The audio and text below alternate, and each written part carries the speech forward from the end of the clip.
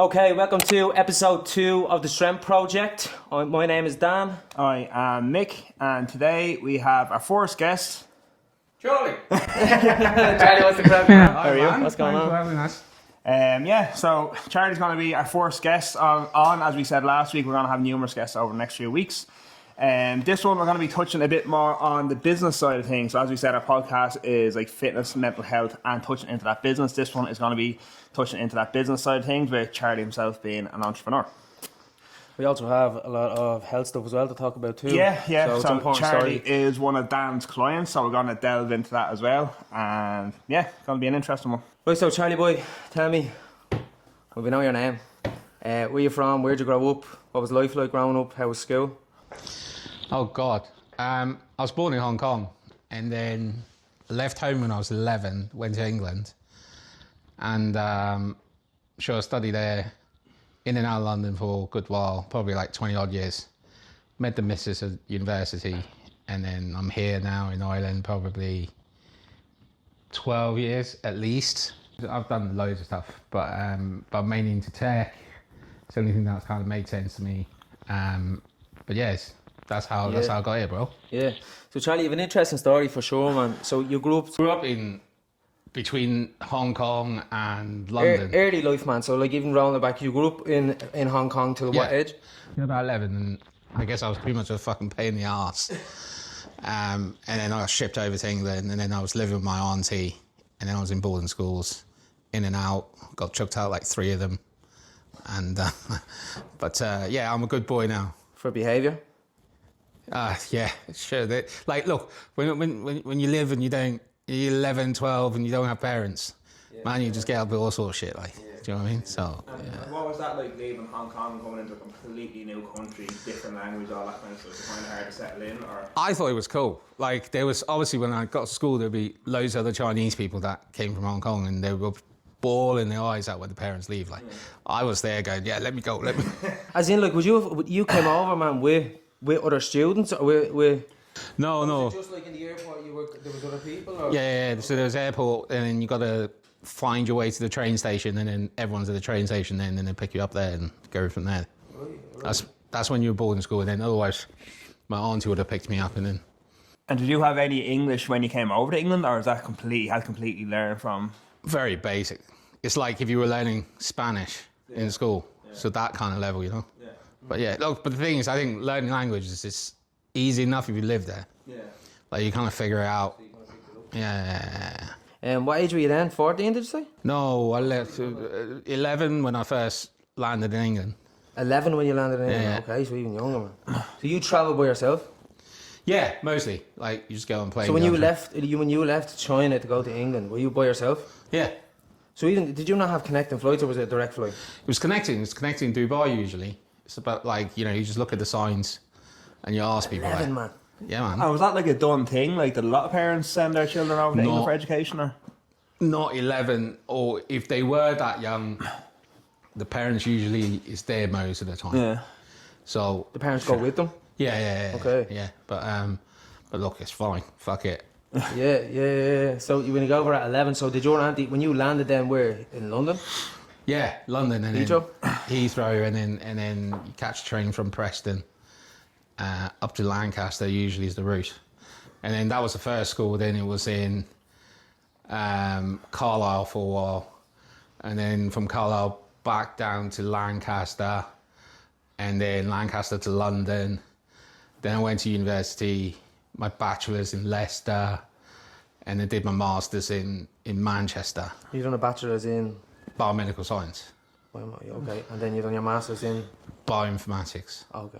Right. And then, but yeah, I did my bachelor's and I just fucking hate it. It's basically like if you go to doctors and they take your bloods, and you know they get your bloods out tested. That's what you're studying, how to test those blood stuff, right? It could be bloods or anything.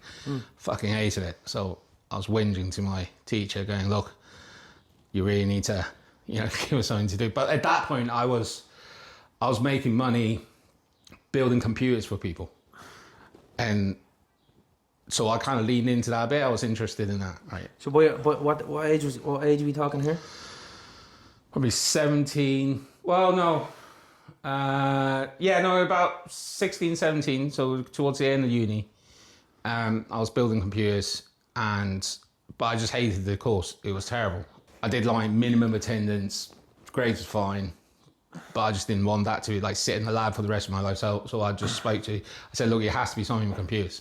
So then it got me into this course called bioinformatics, which is computational drug research, basically. Like using computers to do drug research. Right. So it was always computers for you, man? It's always computers, bro. Like, even when you were a young kid growing up in Hong Kong, like, what was that like? Like, was there a lot of computers involved in your childhood and all that kind of stuff? Or? Yeah, I've played every single console that's possible that's on this planet Earth. Like, I think there was one before the Commodore 64, which was a Japanese Nintendo, like the red and white one. And you can't even buy the game cartridges. You can't even buy them. You buy the circuit board, and you go to the shop and say, I like this game, and they give you chips to put on the circuit board, then slam into the Nintendo. And they're all in Japanese, and you wouldn't even know what they're talking about. But you work out what the menu do, and then you just keep fucking doing it. Little cartridge that has like a hole in the back fitting inside the different ones, isn't it? Yeah. And some of the games, because they must be pirated. So you buy the game.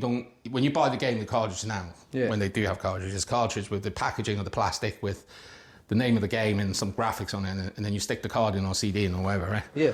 So it wasn't like that. It was like a computer chipboard, and then they just sell you the chips to put it into the board, and then you plug it in, and then the game plays, right? So I think they might be pirated, but it's all in Japanese, man. It was fucking weird. So you bought the chipboard thing, Yeah. and you put it into the computer. Yeah. You installed it into the computer yourself. There's no like sticking a disc in. There's no disc. Stick a disc in. They do sell them. Or a floppy disk. I know, like. Do you know They what I do mean? sell the discs, right? You can go to the shop to buy like a proper cartridges and stuff, but the games are lame. So all the cool games, you can only get it off that way. I thought the Sega Master System, though. No, it was a Nintendo. Oh, right, okay. It was a red and white Nintendo, and that was when the first Final Fantasy was released. Then, and then, like So you always played that then, growing up as a you always played yeah. video games, all that as a kid. Like, was arcades a big thing in China? I know. Massive role. Yeah, aren't they? Yeah. Yeah, because like when I was younger, like obviously I had issues with parents, and I never went home, and all I hanged out was in arcades. So I would have like what at that time was a lot of money. It was $100, which was probably just under tenner. Right. And I'll spend it all in arcade. I wouldn't even eat. The guy that changed. So what you do is there'll be a booth, right? It would probably about the size of this room. There'll be arcade machines everywhere, and at the end there's a booth. There's a dude, old dude usually. And then you give them $10 and they give you $1 back. And then you slot the dollars into the machine to play the game, right? What's the currency in China? Hong Kong dollars. Oh, it's Hong Kong dollars, is it? Yeah. Oh, and is it different outside of Hong Kong? Is it Or is different? the currency the same, dollars? No No US dollars. It's Hong Kong dollars. Not yet, but like outside. Is the dollars in different provinces, though, as well? Oh, no, it was single isn't it? currency. So I was in Hong Kong, right, which was not mainland. So mainland had the Chinese yen. Oh, yeah, actually, do you know what? I don't get it. Like, I couldn't. If you gave me a map and it was not labelled, I couldn't point to Hong Kong. Swear to God, bro. No, you got like if you have the map, like a normal map, you can barely see it. It's like a dot with like an arrow sticking out. Yeah. It's so small, but it has one of the highest density population per capita. But it has a lot of tourists and all like that, no? Hill. What? Has a lot of tourists and people working there, for like foreign people working there and stuff, it's doesn't mad, it? Yeah, bro. Like it's just. But would Hong Kong, man? Sorry, cutting you off. Would Hong Kong be very different culture-wise, all that kind of stuff, than the rest of the country? Yeah, for the rest of China, it was because at that time we were still ruled by the UK. It was UK rules in Hong Kong. Yeah. Okay. So they're part of the Commonwealth. Yeah, but not anymore, right? Okay. 97. I don't know much about 1997, they handed it over back to China. So during COVID, deal that with Ireland, yeah. It was back at Teddy's head. Didn't know that. Right, during Send COVID, a few emails on Monday morning now. During COVID, there was a massive deal happened in Hong Kong where, you know, when England handed it back, the Chinese promised like, you know, the Hong Kong people will rule themselves and all that shit, right? Okay. But during COVID, when everyone was like mad busy dealing with it, all the countries mad, but the Chinese swooped in and fucked them all up, bro. Oh really? Yeah, it was massive. There's mad here. Loads of people To dying. be fair, like there's mad fuck shit goes on over there. There's no man. Yeah. And it's mad how it's like a front, isn't it? Did you ever see the thing about like some of the athletes and stuff like that? Yeah, like you want to.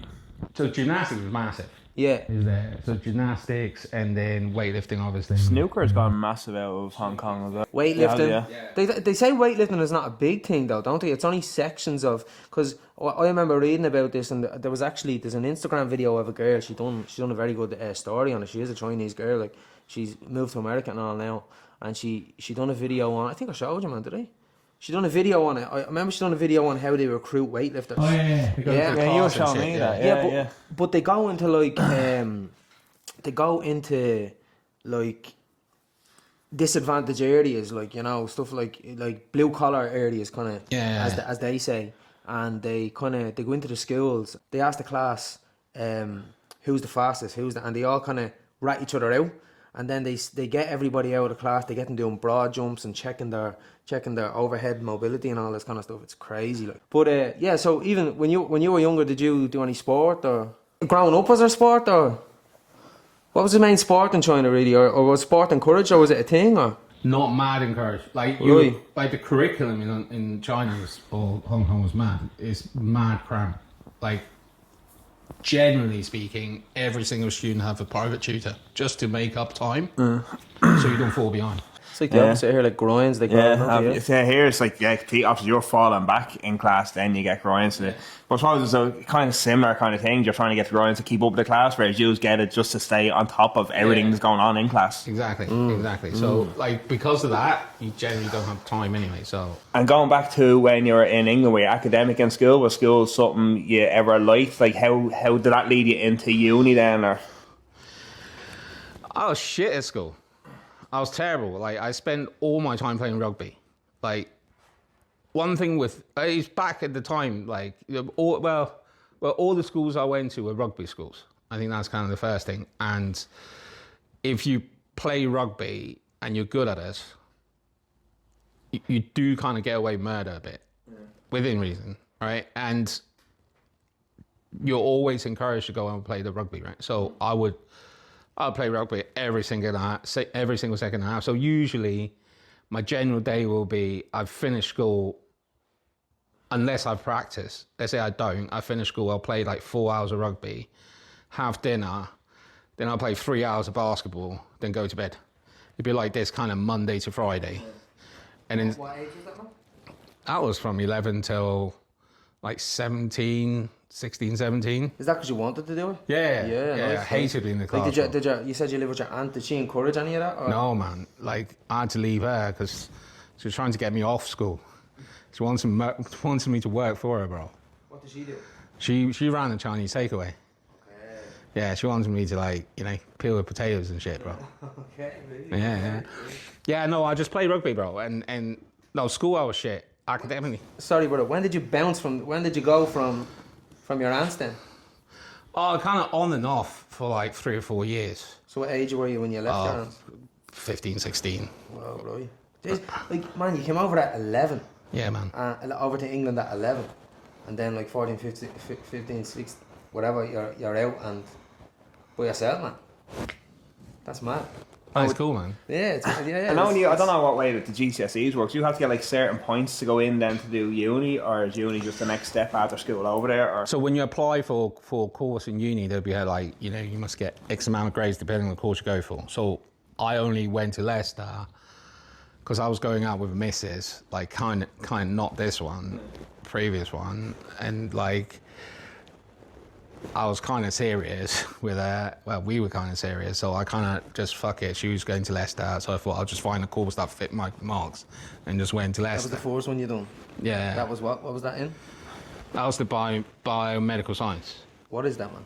So that's so yeah. So like exactly is, you know, if you go to your doctors and they take your bloods, and the bloods get sent off to a lab, right? So there's people in the lab testing the bloods.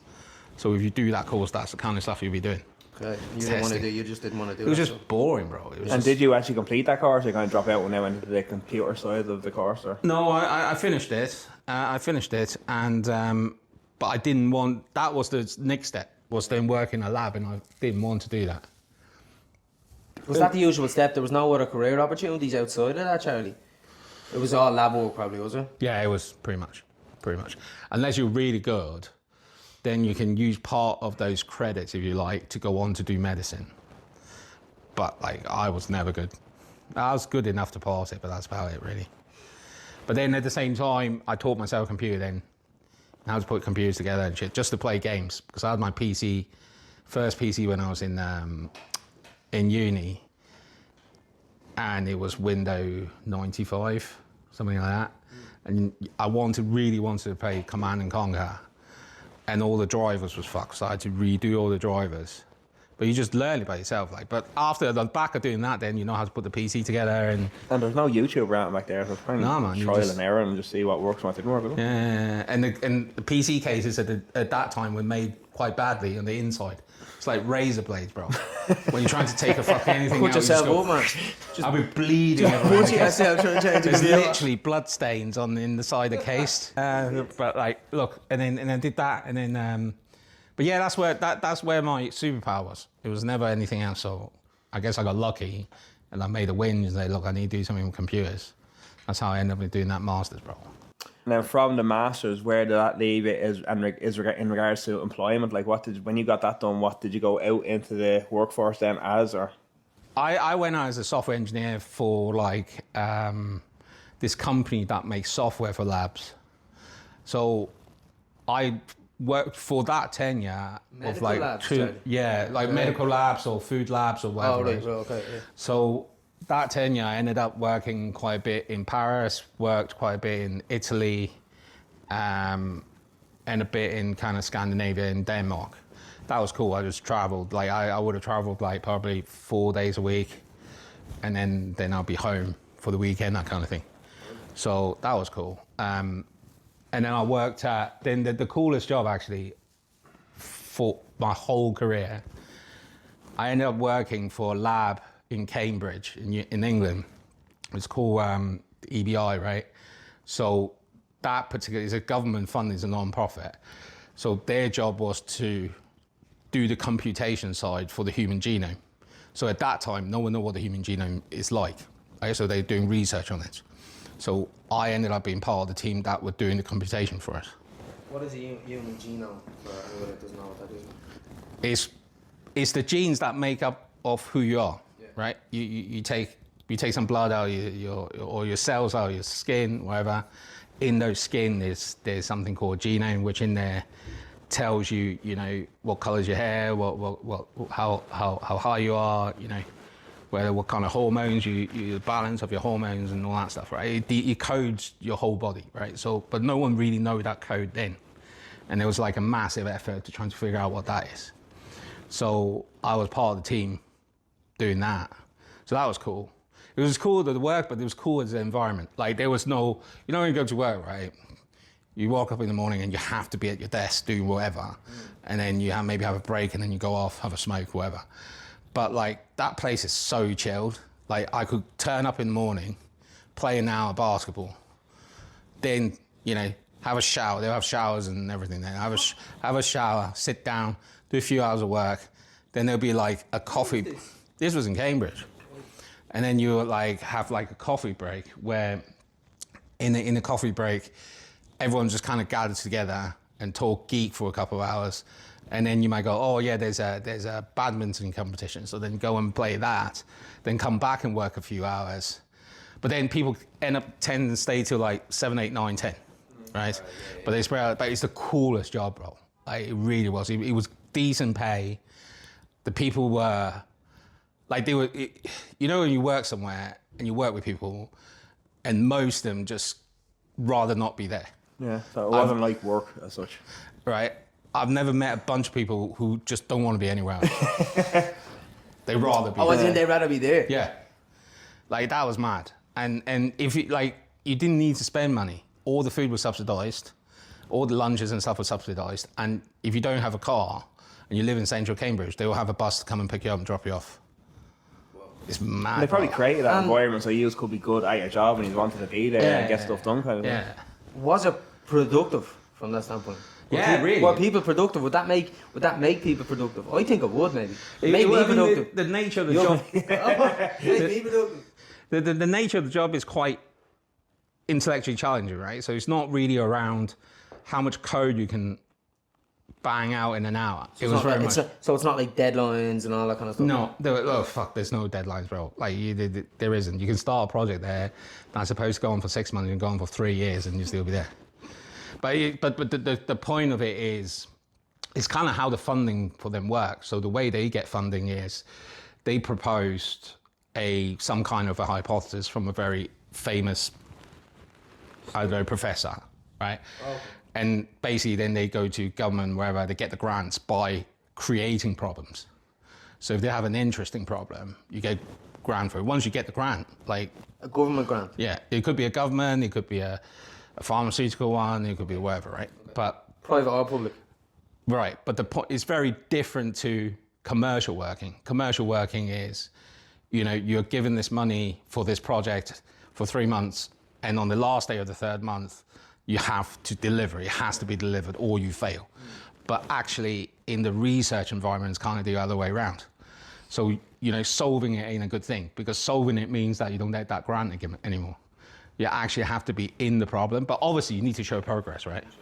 But the point is I think working in places where you're intellectually challenged, I don't think time is a good pressure, right? I think, and then that kind of guided me for the next couple of jobs I got, which was very much research and development based. That's after you do your your master's, yeah? Yeah. That's straight after you do your master's. So say, for example, you're doing that kind of stuff, you have that kind of work that's a mad situation, right? But you have that kind of work kind of thing going on. How much does that pay, roughly? Like how much, what would your salary be like on that kind of job? Well, this was fucking, 20 odd years ago. I mean, at that time, I started at like 65k sterling. So probably like about 70 odd k. So probably fast forward to now, you're starting at about 80 grand, 90 grand, that kind of thing. Which is nice, like, that time, like. Yeah, look, it pays the bills. Yeah, exactly, right? Yeah. So, like, what led you to then leave that? Would a lot of people get comfortable with that situation, a job, like, and never leave it? Yeah, I mean, but they knew that, right? So basically, this EBI place, right? Yeah, when you get a job at EBI, you only have 3 years. Uh-huh. So your contract is a year long, and at max they can only extend you 3 times, unless you are, some critical player in the project. Then they can give you kind of tenure kind of thing, and then you just stay there forever, right? But they knew that was. I think they knew that's the environment, right? And so they kind of go, okay, there's a good chance that people can just come and do nothing and they'll be here forever, right? So then they kind of go, okay, you can really only have 3 years here. So it's a bit like a PhD type kind of time frame. But yeah, so yeah, they knew. And then I kind of moved on to pharmaceutical companies. So there's Glaxo for a while. But then in between, when on my first job, then I already consulted in all the major pharmaceuticals. So your Glaxo, your Astra, and then a few French one, then Novo Nordisk in Denmark. So a few of them. So I kind of know the deal. And so I went to Glaxo for a couple of years and then left that then.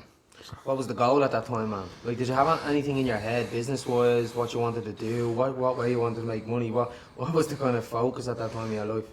No, money was fine, bro. You can always do more, but I don't think I never think like the money was a big issue. I mean, I paid the bills, put food on the table, go to work.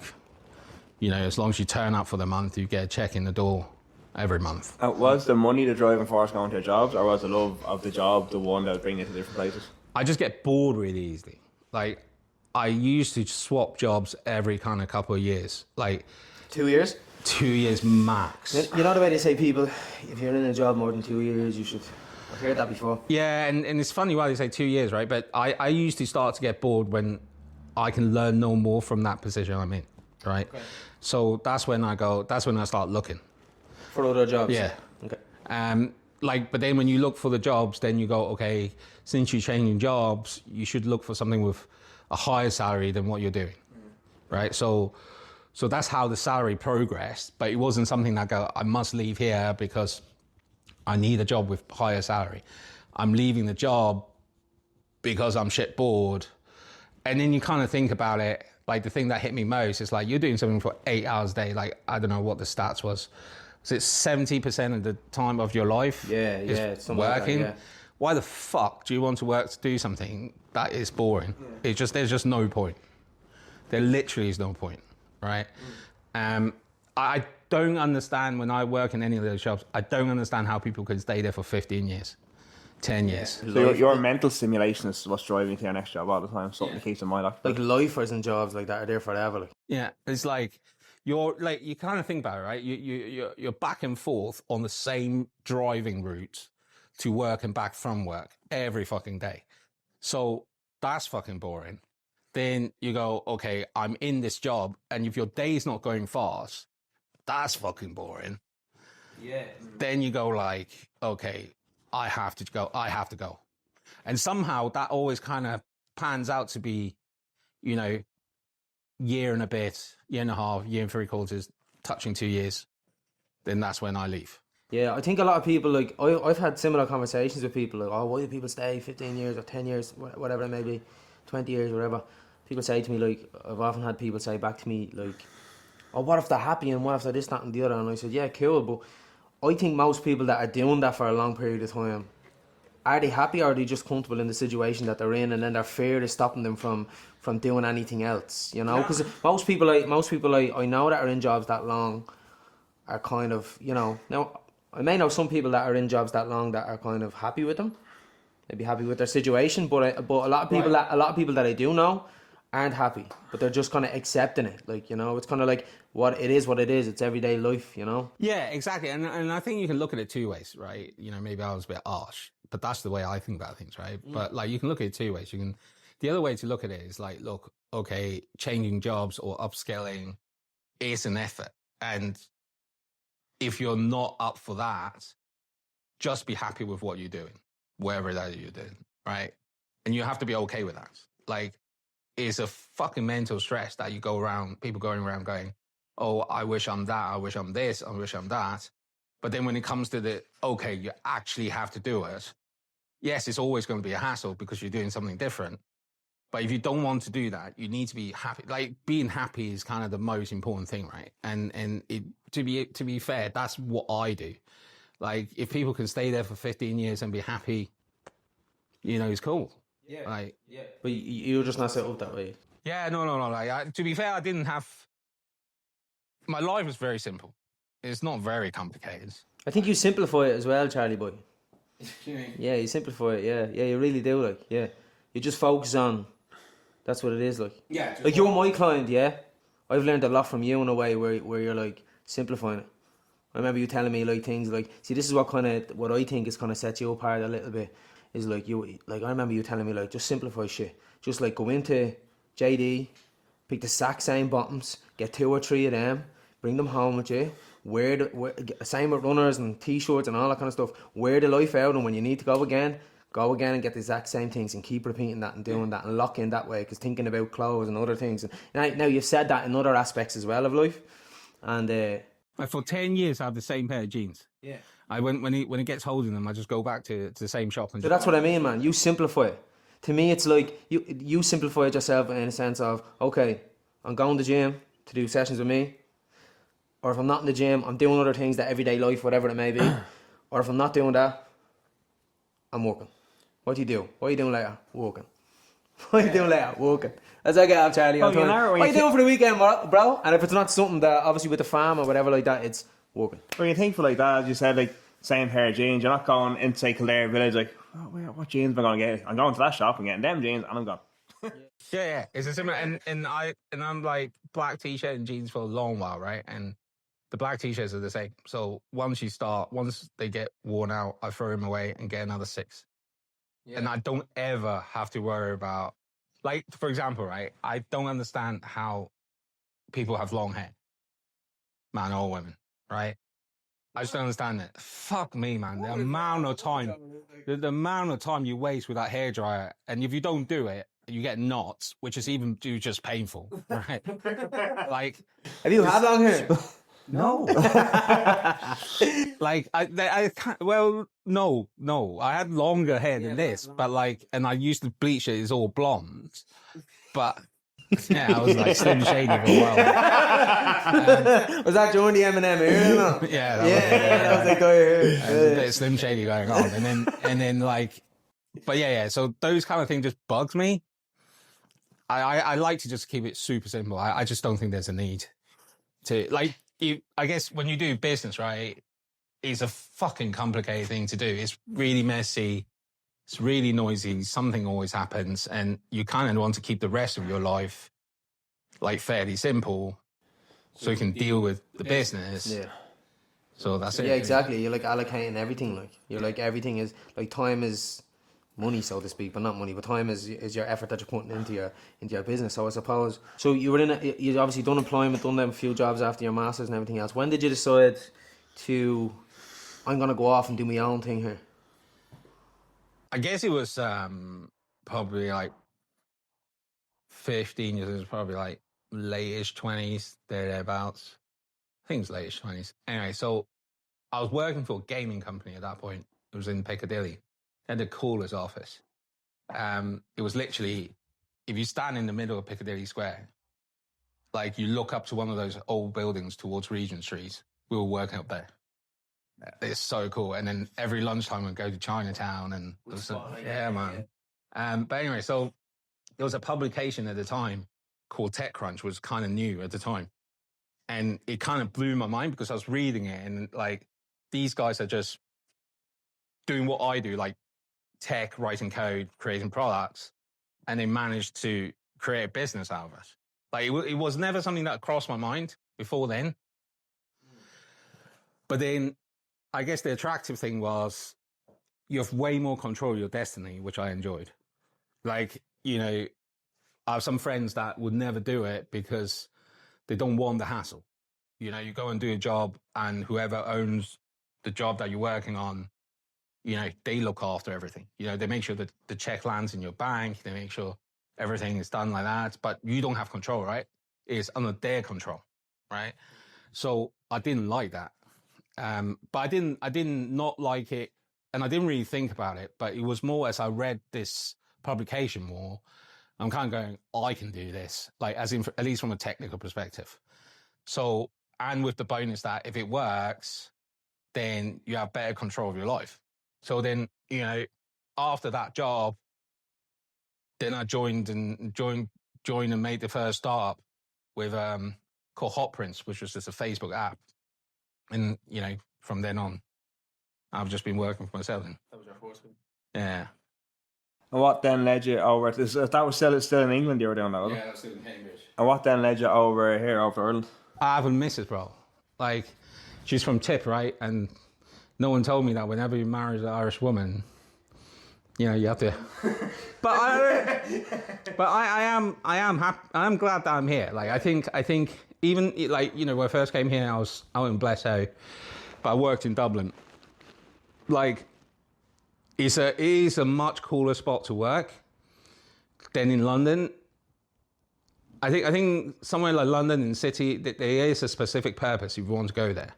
Like, if you want to go there, you are going 100 miles an hour. That's what you want to do, right? So, but the thing is, I think Dublin has a charm that you can't find anywhere else, at least from a professional perspective.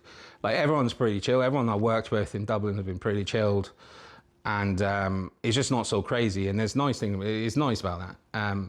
The night was cool. I do wish, the only thing I wish is that they have all-nighters, but they don't have all-nighters here. Like 2 o'clock to kick you out, and that was the end of it. Right? Don't do that here, man. It's mad because we're known for the party and the drinking and all. We don't do it. Man, I used to be like out till 7 a.m. every fucking weekend, bro. So you're back in England and you started your first business. What was that?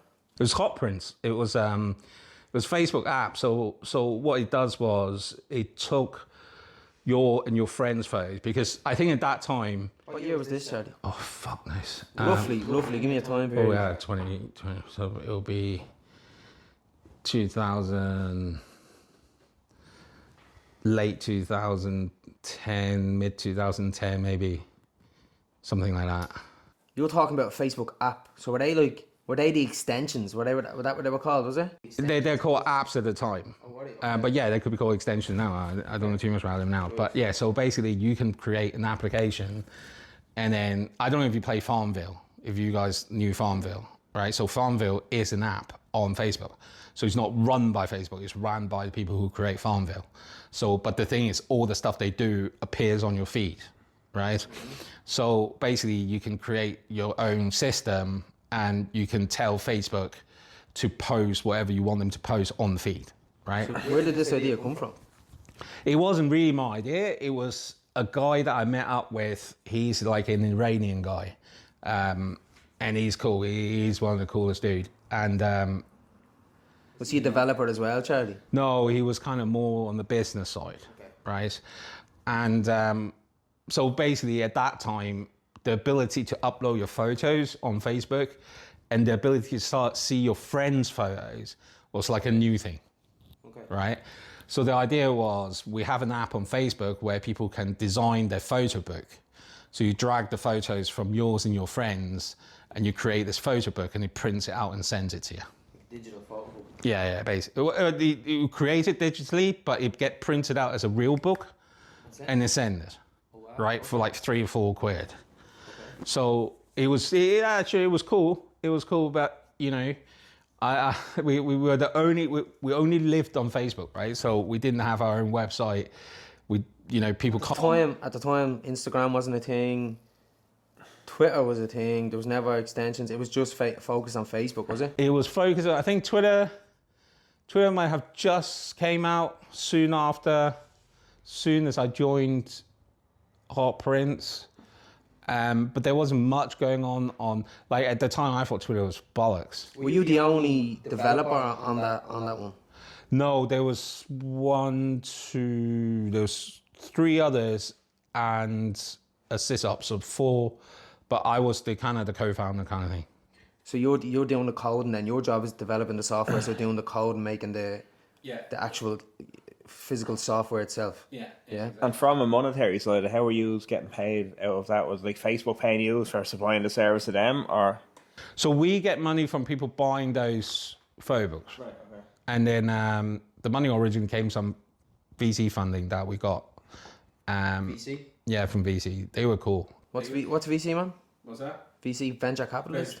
So these are investors, basically? Basically, investors, right? But they were cool. They were the original investors in Google. They were Facebook itself and all the other shit, and they invested in us. So they were massive, like they were big name investors. But yeah, I had a good time. I learned loads and figured out how they all kind of worked. And were you physically, not when someone wanted to print it off, were you physically printing off and buying it and sending it out to them, or would you have that done externally then as well? Externally. So we send the file. So basically the software created, allow you to design on the software. At the back, it creates a PDF file of everything you designed. And we send that PDF file to the printer, and they print and send it. Right. I think at the beginning, they actually send it back to us. We have to put it in an envelope and send it, but eventually they did it. How long were you involved in that business total? From start to finish? 2 or 3 years. Or was there something that was used like on a daily? Like, would you be getting like 300, 400, 500 orders a day, or? Yeah, we would. You could. But I think from a software perspective, it was simple enough. Like, it didn't matter to us whether it was 1,000 a day or 200 a day or 3 a day, because the files just go to the printers. Yeah. And they liked us because, which I found out, like printing is a very seasonal business. Like, it's usually the holidays and wherever else. But the printers they have, it costs a lot of money so they don't really switch them off. You have to keep them running. Okay. And that run costs money, right? But if they only really get the business in peak seasons, those machines kind of just sits there and do fuck all. Like, but because we were selling it so cheap, and if we have the volume, sometimes we do, and basically they love us, the printers love us, because it keeps the machine going. It's not just sitting there wasting energy and doing nothing, right? So it was, from that perspective, it was quite a good thing. Was there many competitors at the time? Many people doing the same thing? Yeah, there's loads. I think some of the bigger ones like Snapfish, I don't know if you heard of them, they're quite big. Yeah, Snapfish do that, yeah. Yeah, so Snapfish was a massive competitor. And there was some other 2 or 3 more, but there's always people doing printing one way or another. Right, so tell me this then, Charlie. You work on this for 2 or 3 years, and then what happens after 2 or 3 years then? So I ran out of money. That's what happened. You yourselves or the investors or? No, the investor never runs out of money. So we ran out of money and we couldn't raise the next round. So we had to sell it. So we sold the tech, we sold the users to, it wasn't Snapfish, but it was a bigger one anyway. And we kind of broke even. So we all got kind of like a big bonus check. And that was the first one really. Sure, when you run out of money, you just move on, do something else. Yeah, exactly. So that runs out of money. You then look for a buyer, yeah? Yeah. And then, does it take long to find a buyer? No. Because at that point, it's an up and running business. It's doing well. We still need the funding. We weren't profitable, so that's why we needed to raise. Yeah. So, but there was a business there. It was kind of getting better. But yeah, so we couldn't raise. I guess the issue was it didn't. We spent a good 2-3 years on it, right? Because the idea is relatively simple. It was either going to fly after 2 or 3 years, or it was just going to be stagnating, and and no one really knows it. Now, kind of thinking back, it involves in how you communicate to your investors and whether they believe you're bullshit enough to go, okay, here's another check, right? And I guess, we didn't do a good job, because when you're at that stage, when you're trying to raise again and you're not profitable, you're really only worrying about convincing your investors that what you're doing is going to get bigger quick, right? And you're going to be profitable and blah, blah, blah, and all that stuff. So you kind of need to present a view of it, and in a way... You need to sell it to them, really, do you? Yeah, in a way that... And you can't really hard sell. And then, through subsequent ventures, hard sell doesn't work, right? So it's actually a combination of a lot of factors, right? And the timing is also have to make sense. So, but for the sake of our prints, I don't think we said enough to convince them that, okay, yeah, all right, we're writing another check, right? So, but yeah. So then you look for a buyer, you sell that, you get a paycheck off that. Yeah. Decent paycheck at the time. Not really. Nothing to. I think because you don't have a job, obviously. No. You've nothing to do. How do you find a buyer? It's not like you can put it on Dundee or Marketplace or anything. Stick it on Dundee there. Stick it on Dundee. Look at the Saturday now software business. Yeah, hit me up. So there is a SaaS service that sells SaaS companies now. But that didn't exist then. So basically it was through, but the thing is, from an investor perspective, right? When you're saying, okay, you can't raise, so all they want to do is to recuperate, right? So you can't raise the money. So then, so from an investor perspective, they go, okay, I don't want to lose everything, right? So they actually help us find the buyer. So it's quite easy then, You're not struggling to find a buyer, no? Well, you find the buyer, then they have to buy it, right? So, it was touch and go for a bit, but, we got there. Is it hard to find a buyer, though, when you're trying to sell it and someone won't invest in it? So, you know what I mean? Like, you're trying to sell something that someone doesn't want to invest in. So is it hard to find a buyer in that side of it? No, I think from a buyer perspective, there are many angles, right? They could, because we were tackling an area of the printing business that no one was really doing. Like the likes of Snapfish and them, they are kind of going for, $50, $60 photo books, $100 for pictures and all that, frames and all that stuff. We were at £3, £4, right? So we were at a different market. Right, so we're actually at a different market. So the buyer might go, okay, the tech works, and they have a bit of a market in a segment that we are not in, so we could buy them to extend. So it's not necessarily, but you don't. This is what I mean. You're not getting funding for your startup doesn't necessarily mean what you're doing isn't valuable, right? So when you do this, there's a lot of it's almost you're managing two things. When you manage your investors or you work with your investors, it's a completely set of different work that has nothing to do with your business. They just need to believe what you're doing. Of course, you have numbers and shit to back it up, but they just need to believe what you're doing that is correct, right? Or it's gonna be big and it's gonna make money. And it has nothing to do with the business, right? Because the business is not making money. So they can't evaluate you whether you're gonna be successful by how much business you're doing. So how are they gonna evaluate you and believe you and carry on giving you money?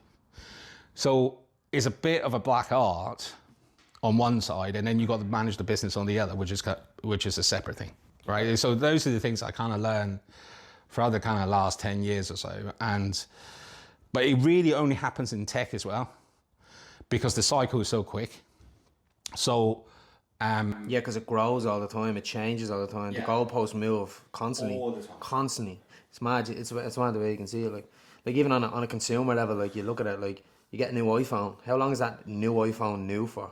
Yeah. Think about it. You know what I mean? Can you patent tech? So see what you had. Was there a patent on that no one else could use, the stuff that you were using? You could patent tech, although not many people do. It's actually very hard to patent tech because it's been a long time, AI included, right? It's been a long time anyone has actually invented something really novel in tech. Like the notion of you able to browse a web page, the technical ability for you to browse a web page, that tech has been since like 60s, 70s, 80s. It's just a bigger version of it, right? And so there are tech you can patent. So like algorithms that, like the Google search algorithm, I think that's patented. But again, it's very hard. Let's say another search engine came out, right? How do you know they've infringed Google? Like, it's almost fucking impossible. And when you're small, when you patent something, it takes a lot of time, it takes a lot of money. And you don't want to spend all that time and money in patenting stuff. You actually want to spend all that time and money in growing the business. So given that you don't have the time and money and you're not sure that you can patent it, then, you just focus on... It's just not a good move, like. It's very rare. So taking us on then, Charlie, to your second business then, so you left it, you sold that business. Did you go then straight into the next thing? Was there an idea? Did you meet someone else? Was it kind of, because you're without a job, yeah? Yeah, I had no job, but like finding a job was never a problem. Like I would probably get one within a month usually. Okay. I think what I do, that the market is quite buoyant, right? There's always someone who wants someone to build something. So especially for tech. And everyone's going mad trying to get people to build stuff. So getting a job is fine. And I think I wander around a few startups. None of them have worked out because generally I think they're pricks, bro. I think I'm quite hard to get on with. I don't know. You're not too bad, man. You're not too bad. We have our little moments doing training sessions and all, man, but we're all right. Just getting you to do it, like. You can walk 18 hours a day, but getting you to lift the weight sometimes, man. Oh my god. So you came across the second business. What was the second business, Charlie? It's hard to do. I had a good few goes, and they really went nowhere, right? So it's kind of hard to say exactly what the second one was, right? So I'd like. So sorry, Charlie. You're trying different things. Trying ideas and stuff like that, right? And then I guess one that could have been good, but I actually didn't carry on with it. Now I'm a bit regretful that I didn't, right? It was called My Type of People. Like at the time, it was on Facebook again. At the time, you have Facebook pages. I think they're called Facebook pages now, right? But I think before it was called groups, if I remember them correctly. And the groups were organic on your timeline. So when someone, posts something that, let's say you joined the, I don't know, fucking Dog Anonymous, whatever, right, group, and then someone posts something in that group, you get it on your timeline, right? And then other people and your friends will also see it. So, and your friends go, okay, I like that group, I'll join it as well. So the interconnection of groups was very organic. And the idea was that if I can figure out whether for the people that signs up to wherever that I'm making, I can figure out who were in the same similar kind of groups. At the beginning, it was for product recommendation. So like, let's say you're in a group for dishwashers and, you know, you also like AC/DC and, you know, and you were in a group for some blues music or whatever it is, right? So the idea is that when someone make a recommendation of a product, you're not necessarily going to be influenced by that recommendation because you don't know who that person is. Like buying a camera, for example, you know, whether the type of cameras you get, does it fit your lifestyle? And usually people who are, the theory is that people who are in a similar group as you, they are in a kind of similar life line as you are. So what they say make a significant more difference to influence of you buying that thing than just reading any forum and say, buy this, right? So that was the original idea. And you know, the tech works well. I mean, ultimately it didn't work because they took Facebook group off the timeline, and the only way you can see group messages on your timeline is that group pay for advertisements. So the problem with that is skewed everything. It, like people become, the connections are not real because it's not organic, right? But having said that, we finished up before then. But basically, having a product just for product recommendation, I think only TripAdvisor worked as a product. Okay, yeah. Everyone else died. Because that's like just top of the heap, isn't it? Yeah, everyone else died, right? And what ended up happening is like people want the product recommendation next to the product that they want to buy. Dating would have been a banger. Like a Tinder type of thing. Yeah.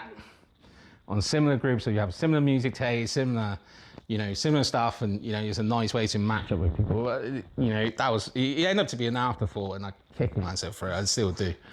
Then I was in Ireland then, and then I was contracting in a company called HMH, which is like a big kind of education content company, founded by an Irish guy. But they're massive by the time I joined. So anyway, I did a stint there, and then I didn't think much of it. And then a couple of guys that were working there split out to a company called Fish Tree, and they wanted me in to kind of build their MVP. So I became chief product officer there. You're a software developer. So I wasn't a co-founder as such, but I was like the first employee, if you like, there. And then I hired a team and we built out the MVP. But then in the middle of that, I had another idea, which was like a Evernote. I don't know Evernote at the time. It's like an Evernote killer. And so I was half building that. And then I met up with a guy who was in logistics, which turns out to be my last exit. And basically we build a platform where we allow people to book those big shipping containers. Okay. And what were you, that's sort of like, I done warehouse and logistics like for 8 or 9 years. And what were you actually doing in that? Like, wait, so are you providing a place that they can book a container going from, say, Denmark to England, or what? And basically then people can go on the site and they can type from here to here. It shows them all the boats that we're going to sail, give them the price. So it's like, you say it's like Expedia for shipping containers. So it was like, you were like the middleman. Yeah. But just software. Yeah, exactly. But just software. So at the first tranche, we were the software and the logistic provider. So we were the software that people can book, and then we will receive the order and we will fulfill it. Yeah.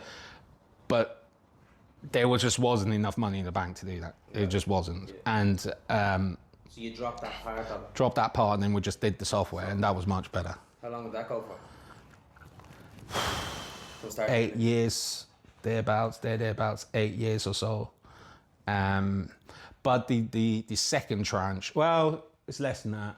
So we spent a year, so that's a year and a half, run out of money, and then we spin it back up. That took 3 years, and like 4.5 years, thereabouts. 4.5 years, yeah, from start to finish. And then I did 2 years of earn-out. So once we sold it, we had to stay at the company we sold to for 2 years just to hand the thing across basically, and then after that, 2022.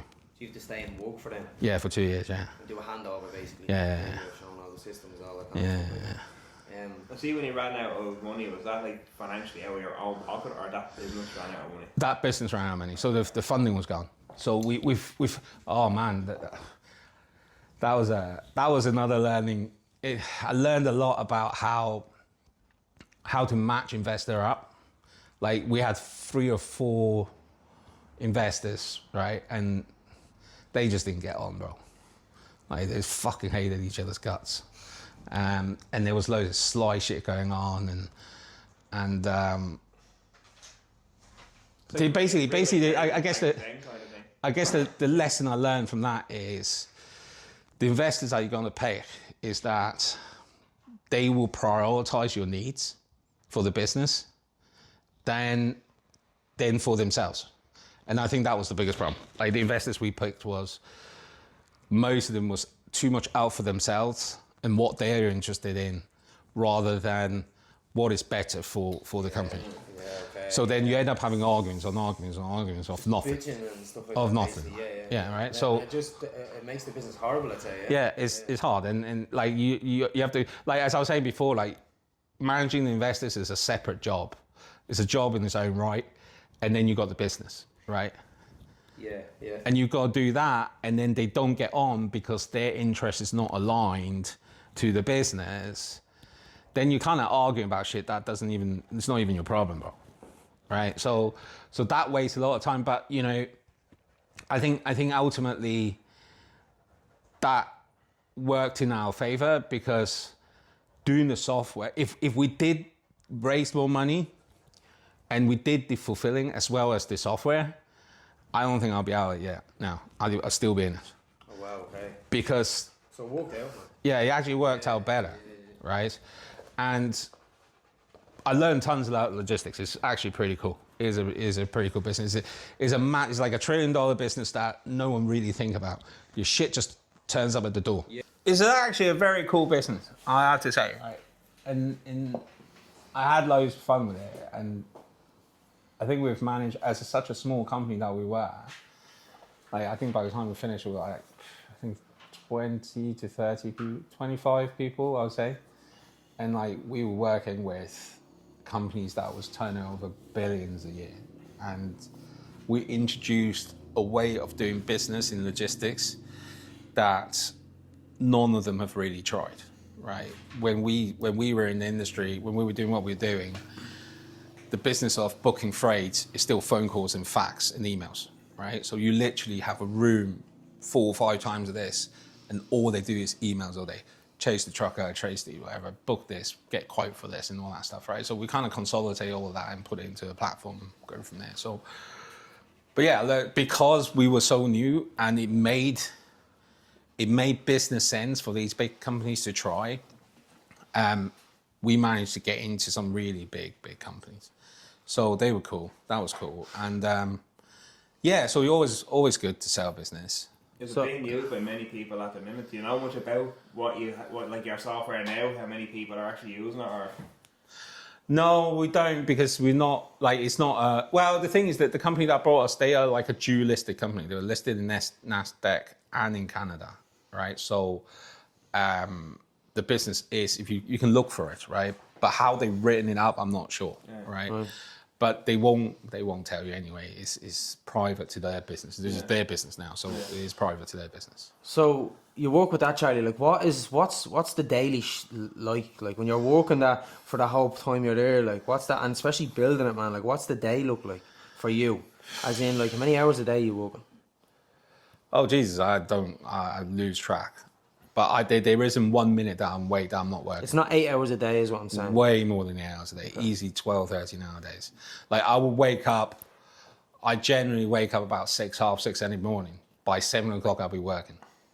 And by the time I go to bed, which is generally 11, sometimes a little later, but say half 11, I would say I'll probably have a 10, 15 minute break that I wouldn't have thought about the business, and then go to bed. So everything around, so basically everything in your life, daily life, everything surrounds the business. everything's about the business, how you push it, what you do, it's all that kind of stuff. Also, your whole being is dedicated to that, Charlie. You're not, Are you living in Ireland at this time? Yeah, I was in Ireland. I was actually out here already. I was out in Blesser already. So if I'm right, then you came over then with Cathy, yeah? Yeah. You came over to live here. Yeah. And then the business, okay. Yeah, I came to live here then, just to get my feet wet. That's when I did a few contracts. I don't know if you've heard of a website called One Big Switch, which is a bonkers.ie. Yeah. It's a bit like bonkers.ie, right? But it's like an Australian version. So I put that online for a bunch of Aussies. That was kind of in between stuff. And then kind of, I was already in Ireland, and then, I did a few things, then would become Chief Product Officer for Fish Tree. Yeah. And then broke out that early because I was trying something. Did you get a payment off that, man? Did you, when you broke out? No, I broke out early. Like, I wanted, this is what I'm saying, like, it's not all about the money. Yeah. Like, I just want to do what I want to do, right? Yeah. And I actually broke out on that. I had 5% on the table and I left it. I was trying the idea, that didn't work. And then I met up with a dude who does logistics. Then we did the logistics ones. You can't. The thing is, all the things I've done, if they were always about making money, look, there is a way to do it. Like, we wouldn't be a startup, it wouldn't be a tech startup. Most tech startups that I've seen fails because all they worry about is the revenue. Okay. Yeah. Right. It is important, don't get me wrong, because it's a proof that your business is profitable and is something that people want, and the revenue proves that you're solving a problem because people are paying for it, right? And that's a very strong proof point, right? But the other thing is, but you kind of need to have a higher order as a founder. You kind of need to have a more holistic approach to what you're trying to solve, other than just money. Because you don't know whether someone's going to pay money for something that you're going to make. You have no idea. So there's no point focusing on building something just for the cash, because you don't know what you do need to build. If that's the case, you don't know what you need to build, right? So you're going to try to build something that you're interested, a problem you're interested in solving, and then you fucking hope to God that, someone really wants it and it works out or it doesn't.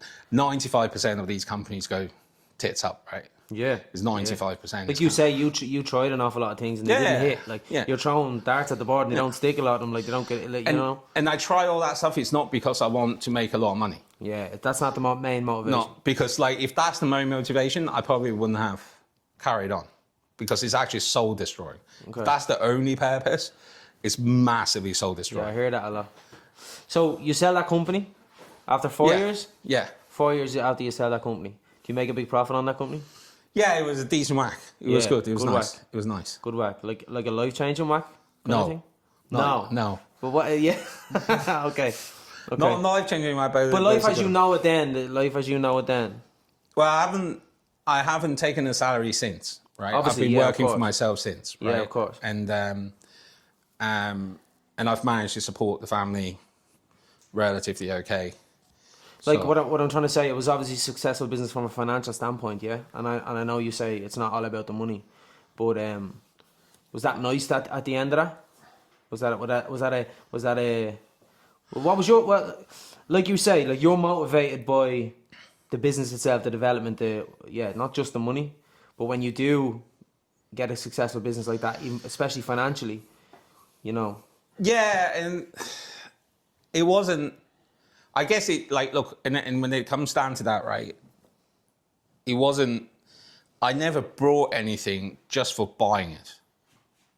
Like, all the money I've spent today is for an experience that I've never had before, right? Yeah. It, from a monetary perspective, if it was more expensive, it was more expensive, but it was less expensive, it was still cool, right? So I think that there was a part of this that, one of the best part is that I got into the kid's life way more. Yeah. Otherwise, that I wouldn't have able done. That's the true kind of value of it, isn't it? That's pretty cool. Yeah, it frees you up. Frees me up, and this is why they hate my guts, because I know everything about them. Like, they tell me 2 sentences, I know exactly what they're thinking. Yeah. So, well, that's amazing. Then that's great. That's great in itself, isn't it, man? Because a lot of people are tied to jobs where they can't spend enough time. Maybe not enough, but they can't spend a lot of time with their children, like, you know. Yeah, and in that way, it's very cool. And that's what really kind of matters in life, really. Yeah. So with some jobs, like you'll be like a labourer, that'd be physically demanding job. Your job is mentally demanding. How do you find that, like, dealing with that side of it?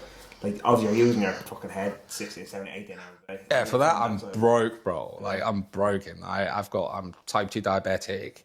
I've got high blood pressure, and recently had a was it thyroid toxicosis and something like that, which now turns out to be, they reckon I'm predisposed anyway, like genetically. But I don't know. But anyway, so the point is, there is a price to pay, and it's always your health.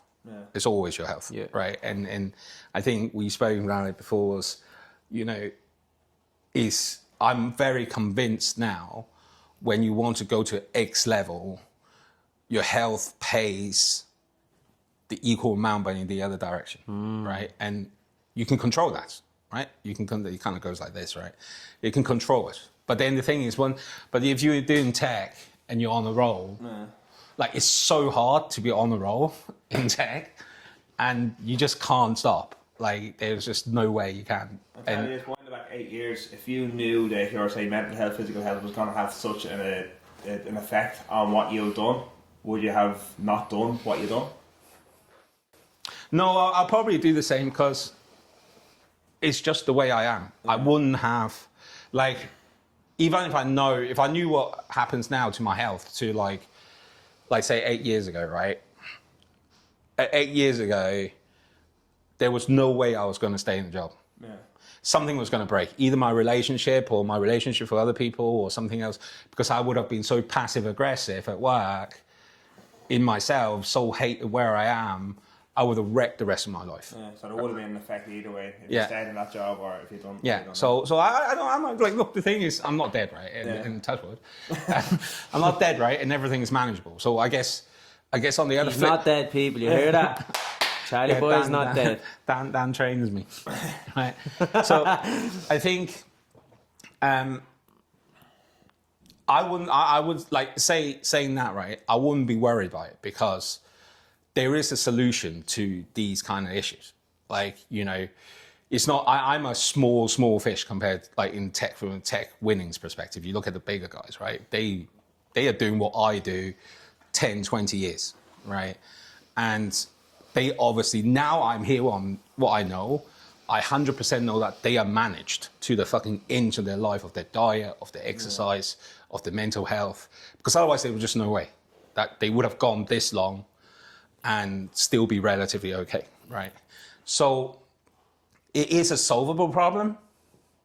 So then I kind of go back, I will always go back, if someone asks, then I always kind of go back and say, look, if you're not happy, well, not necessarily happy. Well, yeah, okay, happy. Yeah, you have to be happy, right? If you're not maybe fulfilled or happy in what you're doing, you have the ability, because there's so many opportunities out there today, as of today, right? There's a million opportunities out there, but every single opportunity that's going to mean something means that you have to do stuff. So let's take containers, for example, right? When I was doing it, which is the last company, when I was doing that the first time, I was contracting like 8-10 hours a day.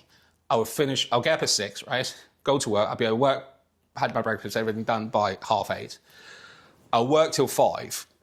This is in the middle of Dublin. So it will take me an hour and a half to get home. I'll have dinner. By the time I finish dinner and stuff, it'll be 7:30. Then I won't watch TV. I will work all the way till 11:15, have a cup of tea, go to bed. Every day the same. Just repeat. Rinse and repeat. For about 2 years before we got into an accelerator and got the funding. And did your relationship take a hit then, or did you explain kind of like this could be our end goal here and just give me time to see if this works kind of thing, or? Well, yes and no. I think, you know, Kathy and I we've been together since 2001, right? So it's just fucking furniture at this point, right? And you know, I think. Well, she's obviously very supportive of what you do. That's a big thing. That's a big thing for somebody to go through with somebody, like, you know. Obviously, like completely. And I think, but the thing is, she was busy herself, right? She's an environmental consultant, and that's where she's actually very passionate about it. And you know, a lot of the time that I'm working, she's kind of half working, if you like. So she wasn't getting bored because I was doing my thing, because she had her thing, right? Yeah, okay, yeah. So I think that made it easier. I think we were both passionate about what we were doing. So you don't necessarily, someone going, oh, you don't spend any time with me, you know, blah, blah, blah. But the other thing is I don't have a huge circle. Like I have a tiny circle, like the tiniest, right? And so I don't go out drinking. It's not something I'm interested in. I did all that when I was in my teens. And that kind of helped as well. So I'm not distracted. I'm never distracted. Yeah. Like, so that helps tons. But I think ultimately, back to the point is that, you know, if you feel that you're not happy and not fulfilled, whatever, right? Go and do something. But if you can't be bothered to do it, you need to be happy in where you are. Right. Don't complain about it. Because I think someone said it, I think it was Gary Vee who said it, right? So the market doesn't give a shit whether you're single, you're married, you got an accent, you don't have an accent, your color, skin, whatever. All the market care about is what you do, and do people want it, right? So using that as a principle in finding opportunities, a lot of people that I meet they kind of go, oh, I can't do this because, I don't know, I got 3 left toe and that no one sees. Or like, my hand is not quite straight. That has nothing to do with what I wanted to do. And they make an excuse and then stop doing it. Yeah. Right? But I think it's a natural thing that you do to yourself. But in reverse, I've never been like that. Yeah. I've never gave a shit. I just wanted to do what I wanted to do. And so even though as soon as I came out of university, well, even while I was in university, like I was building computers. No one's asking me to build computers, right? At the same time, I was drunk, but I was in uni. So I've always done stuff that's not something that I'm doing as the main track, whether it's study or having a job. Yeah. I don't find reward in sitting in a pub all day. I don't like turning into a pub at the end. Like, I don't understand how alcoholics do it. I actually have mad respect. Like, how can they go around all day sipping a fucking bowl of whiskey? There's no way I can do that, man. It's like, I don't think my body's built for that. But then the other thing is, like, your head is just in a place where you cannot function. 100%. But I think that's where it leads people into, Charlie. I think people suffer with their mental health, and it's like a crutch, an escapism, and they just get into that cycle and keep spinning in it. You know what I mean? I was only saying this to Dan's mum earlier on. It's like every week you're doing the same thing. You're sitting in the same pub in the same seat, talking to the same people, having the same conversations. There's nothing changed. Just every week you just roll over. You work here Monday to Friday for Saturday to go out partying or being sitting in the pub. So you're working all week for that day to do the same thing every fucking other week. That's mad. Yeah. I did find that mad, but like it's a big thing. Like loads of people work Monday to Friday just so that they can they make enough to go out and piss it all up on Friday night and Saturday. And that used to be me. It used to be, I used to work Monday to Friday to go out and get a bag and go drinking, and that's what I live for. Like, I work my whole week to spend all my money on one night out and do the same thing fucking day in, day out. But the thing is, I did do some of that, right? But it wasn't while I was working. But that's only because I left home so early. I did all that shit when I was, I would work in a Chinese takeaway. I would work in McDonald's. I would work wherever to make a bit of money so I can buy cider and then go out and get shit-faced with the mates, right? So I'd done all that when I was in my teens. Yeah. Right? And then in my 20s, Kathy kind of sorted me out a bit. There you go. I tell you, if it wasn't for her, like... I train Kathy too. You're Kathy. So like Kathy, to be fair, Kathy sorted us out a bit. Like, she just wouldn't have that shit. Like, she was like straight fucking packing in. That's the way, yeah. And then I knew that off her, going, look, if I wanted to stay with her, I needed to pack that shit in anyway. So I guess I diverted my energy to just doing something, whatever it is, then I'll be doing a project of sorts, right? And I think that's probably the best way to maneuver it if you want to kind of do it. Yeah. It's like, don't put too much pressure on it, but make sure you spend some time on the project that you're working on. Maybe that was your way of coping, Charlie. But just whatever, just everyday life and stuff. You just get up and focus, like, you know what I mean? Like, you get up, just focus, like, you know what I mean? You had nothing else outside that. Like I said to you, like, about the whole thing with the, you know, get 2 pair of the same trousers, 2 pair of the same t-shirt. You had nothing or anything else to focus on. I think people have too much to focus on. They have to focus in too much places, you know, whereas you kind of zoned in and kind of boom.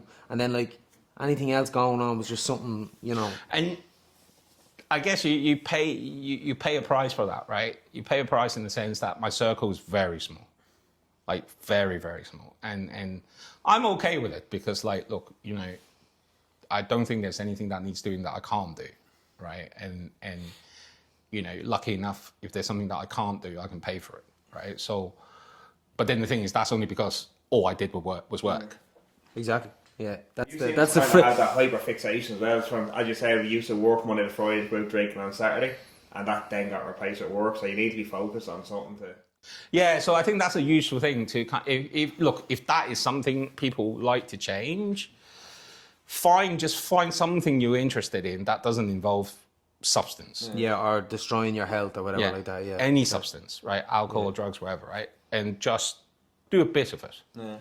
And you don't even need to change it all the time. Like, the thing is, I think what happens is that once you get into a bit of a project, at the beginning it's hard, but once you get going, like, you wouldn't worry about anything else. Yeah. Right? Yeah. So trying to find quick wins in what you're doing, and, you know, and what the win is, could be monetary, could be something else, right? And just get there quicker. And I guess I'm trying to think back, like, what did I do when I'm not working? I guess when I'm traveling to work, I'm reading. I read a lot. I haven't read as much, as I say, the last couple of years, but I used to read a lot. I churn through books when I'm on the train, on the bus, wherever. And are they books to do with the business or completely separate? Could be anything. I was never mad into fiction. I think I've read probably over 100, 150 books. I think there's probably like 2 in there that's fiction. Okay. I don't like fiction books. Like, there's a lot of biographies that I read, mainly biographies.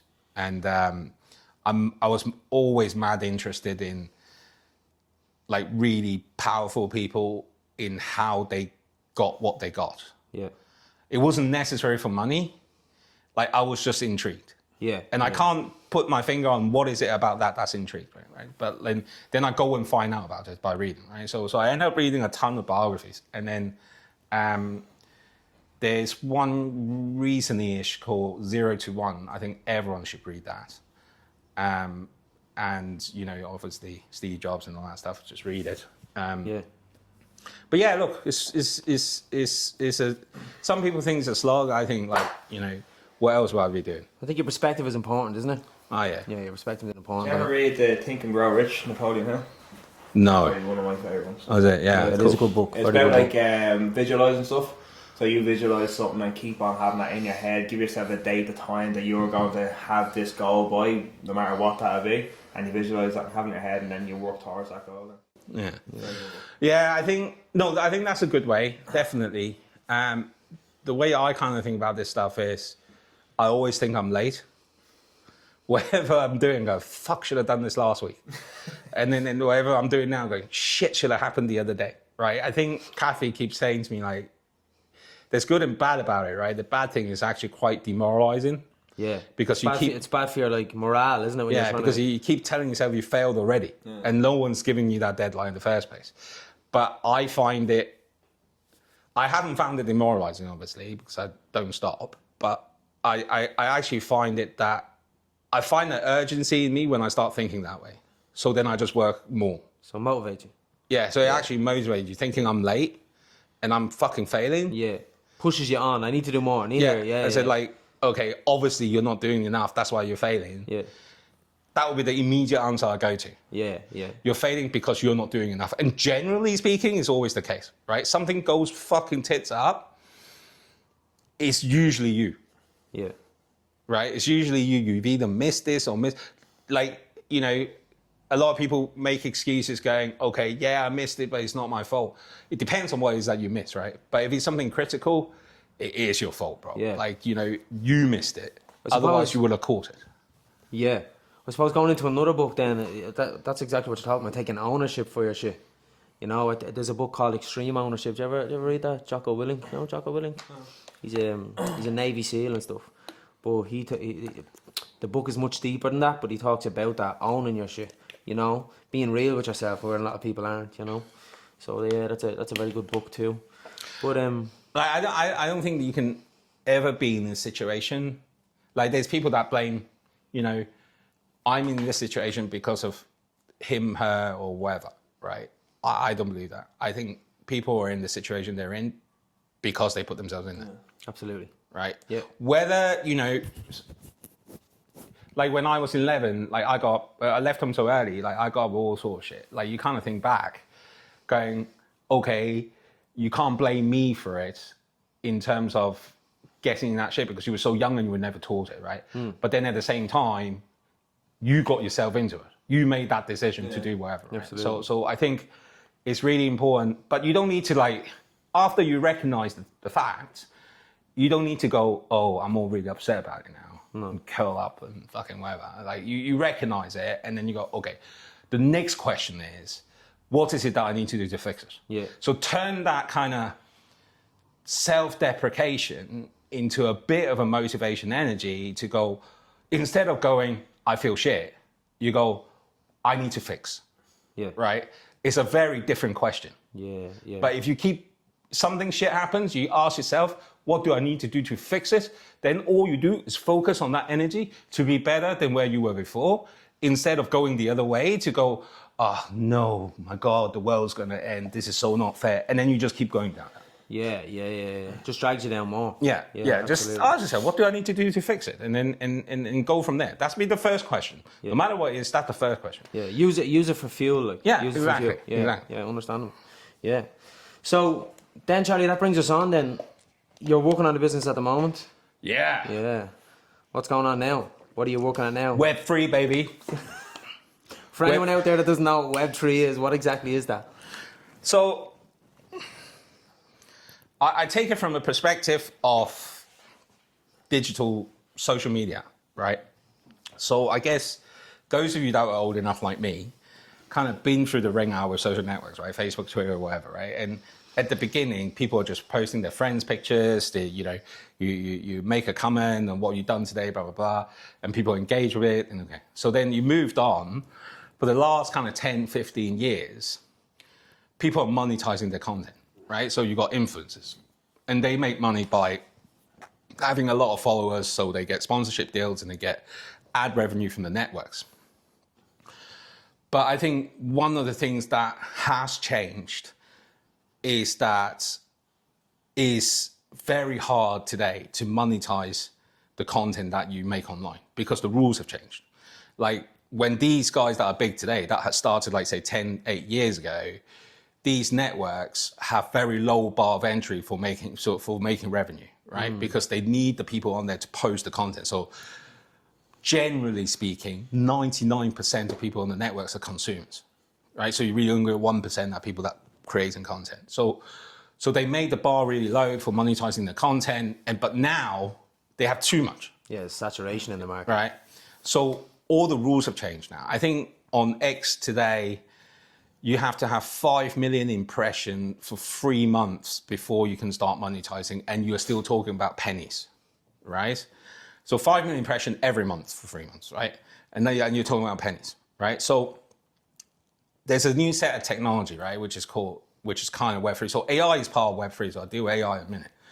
But there is a part of this new revolution where all your content is monetizable outside of these networks, right? And it's governed by these tokens. What are tokens? You know, if you play Farmville, you play Fortnite, you play Apex, wherever, right? You spend money to buy these coins that you can use to buy skins with.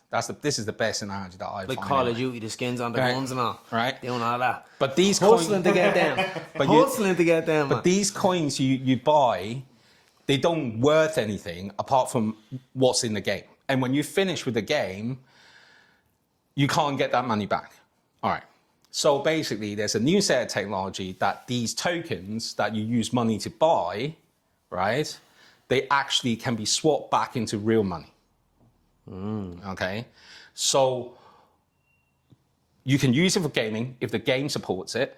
That's fine. There's some games that do. So you can use money to buy these tokens, and then these tokens you can buy skins, wherever. And when you're finished with it, you can sell the skin and you get money back. So that's one way to look at it. The other way of looking at it is content. So there's this wave going on at the moment, but where you can monetize on your content based on your influence on these networks. So this is what I do.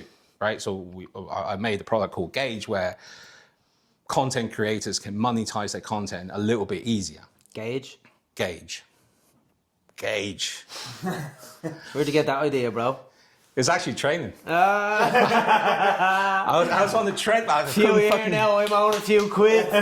I was running on the treadmill. I'll send you my IBAN, man. So look, like Web3 is a fascinating new era of technology, and I've actually worked, so because of my background, I'm still in touch with some startups. And a lot of these startups that has money tree involvement has shown how bad the financial industry is, right? So let's say tipping, for example. So there's this company I spoke with. They do tipping, right? So you can tip people, right? But the person can't actually get the money for at least 2 days once they're tipped. It's not like what goes on TikTok. You tip them and their video goes up, you tip them and all that kind of stuff. Right, but to actually get the money, it needs at least 2 days because the banking system. And then they take a percentage, do they? Well, yeah, of it's course. Like Stripe. I use Stripe for a lot of my PT clients. Yeah. So and they take a day or two. Like yeah. When you start with Stripe first, it takes longer, but like because I've used them for a while, it takes me a day or two. Right. But if you go to Web3 to do exactly the same, so basically instead of a token for a game, it's a token for your business, right?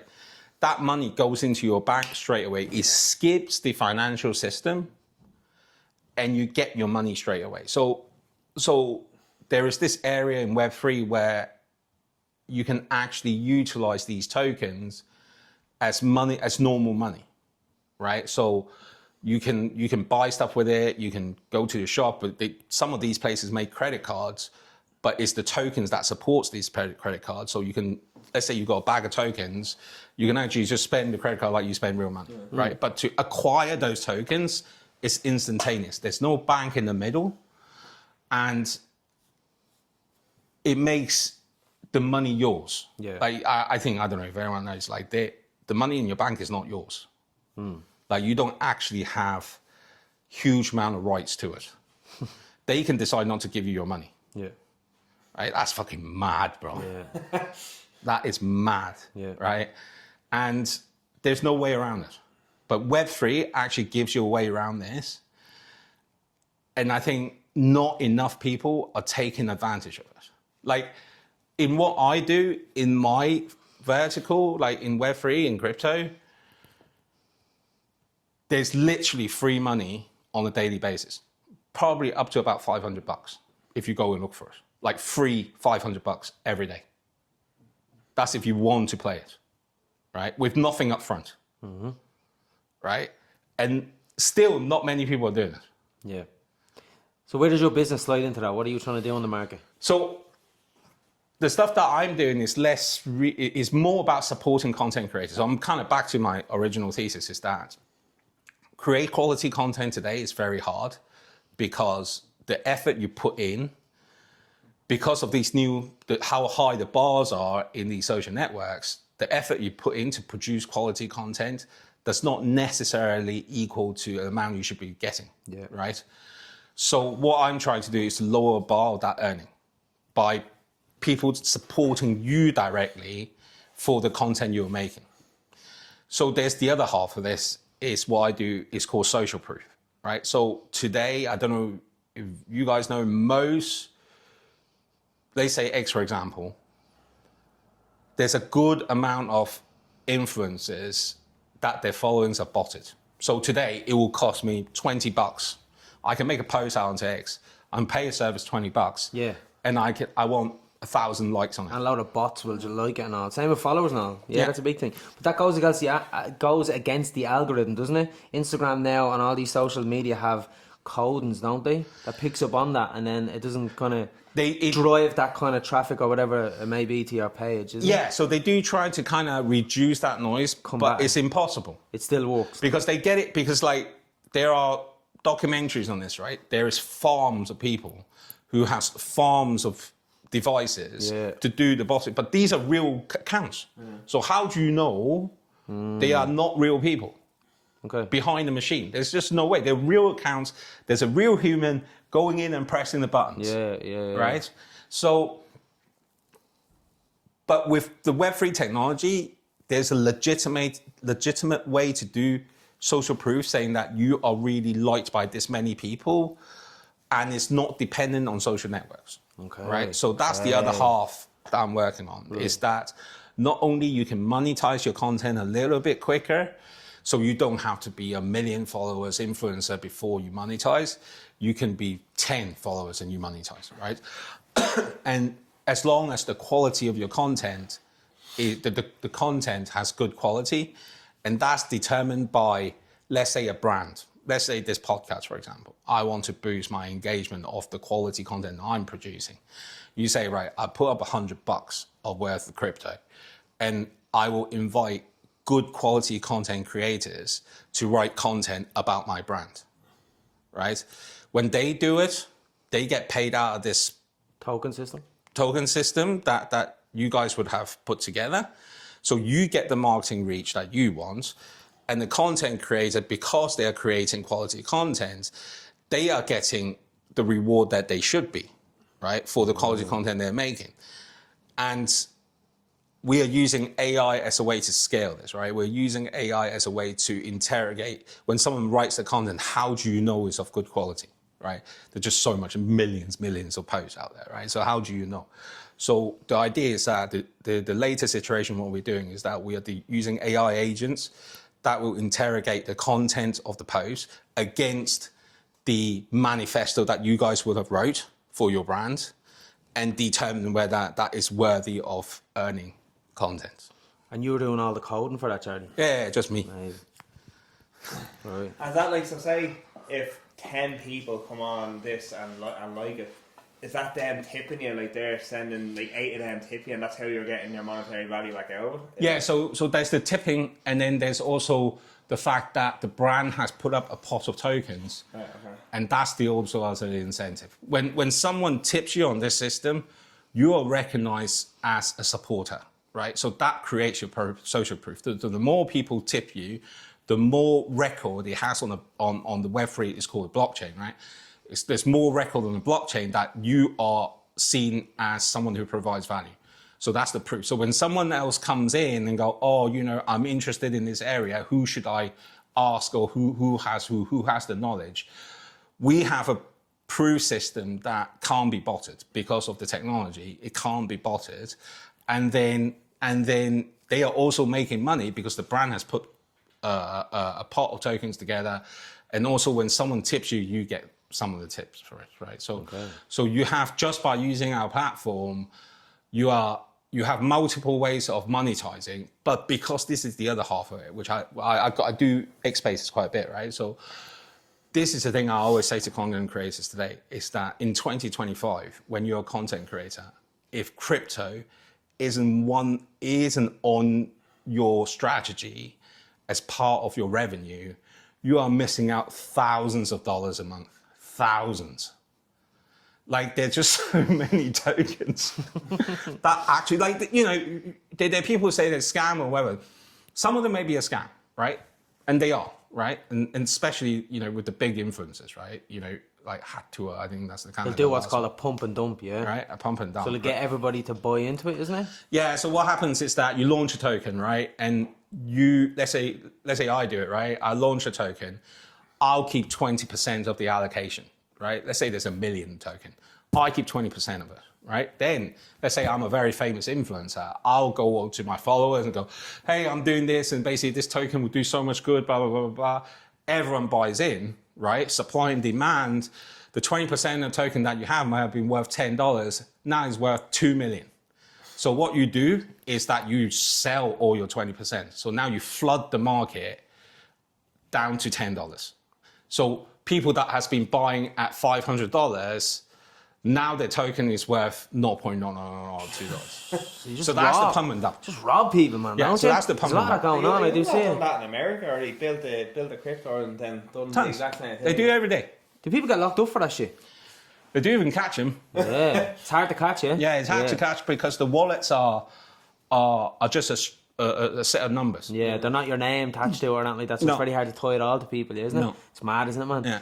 There's a lot of, I remember reading there's a lot of drug money and all that goes through crypto, isn't it? Yeah. A lot of dirty money goes through crypto, doesn't it? Yeah, because it's anonymous. Yeah, I think it's harder now because, so basically when you swap normal money, like euros or dollars, whatever, into crypto, you have to go through a gateway. They're called SECs, like central exchanges, right? Swapping cash for crypto. So these central exchanges now are extremely well regulated. So whoever puts money into it are tracked. So it's getting very hard now to, like before it was very easy to launder money. Yeah, but now they're on it, aren't they? Everyone, like So it's actually law enforcement, revenue, all that kind of stuff. Yeah, they're all on it, aren't they? Yeah, they're not. But it's hard once you're in it. Let's say you made your bag in crypto and you have never been out of the system, you're using that for scams, that's a lot easier because once you're in, it's very hard.